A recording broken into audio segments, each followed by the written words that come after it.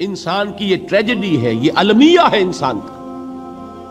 اس کو بھی قرآن مجید کی ایک سورت میں قسمیں کھا کر اذا السماء انشقت، اس کے بعد کیا فرمایا؟ یا ایھا الانسان انک کادح الی ربک کدحا فملاقیہ. اے انسان، تیرا المیہ، تیری ٹریجڈی اس سے کہیں بڑھ کر ہے.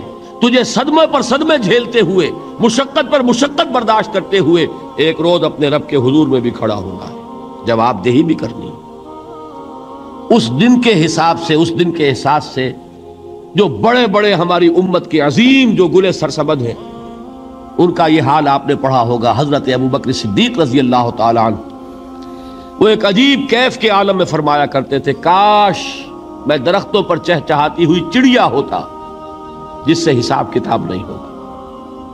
کاش کہ میں گھاس کا تنکا ہوتا جو آج ہے اور کل آگ میں جلا دیا جاتا، ختم ہو جاتا، اس سے محاسبہ کوئی نہیں. وہ جس کے احساس سے کہ حضرت عمر جو ہے اپنے انتقال کے وقت سخت بے چین تھے.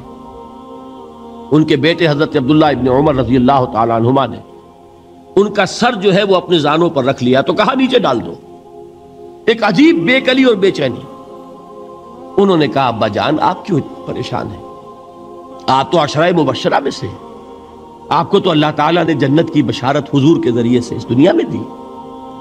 حضرت عمر فرماتے ہیں کہ خدا کی قسم اگر قیامت کے دن عمر برابر سرابر پر چھوٹ گیا تو بہت بڑی کامیابی تصور کرے. یہ احساس جن کو ہوتا ہے. حضرت علی کا حال کیا ہوتا ہے؟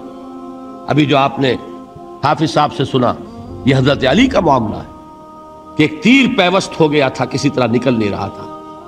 حضرت علی نے فرمایا کہ اچھا چھوڑو مجھے، میں نماز کی نیت باندھتا ہوں. نماز کی نیت پڑھتے تھے تو لرزتے تھے، کانپتے تھے.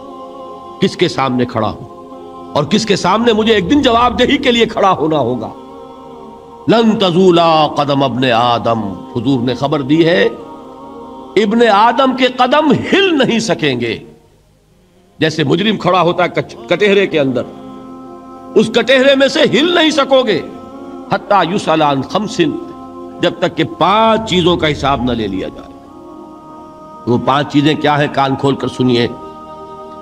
عن عمرہ فیما افناہ، عمر کا حساب دو. یہ 80 برس اور 70 برس ہم نے تمہیں دنیا میں دیے، کہاں ضائع کیے؟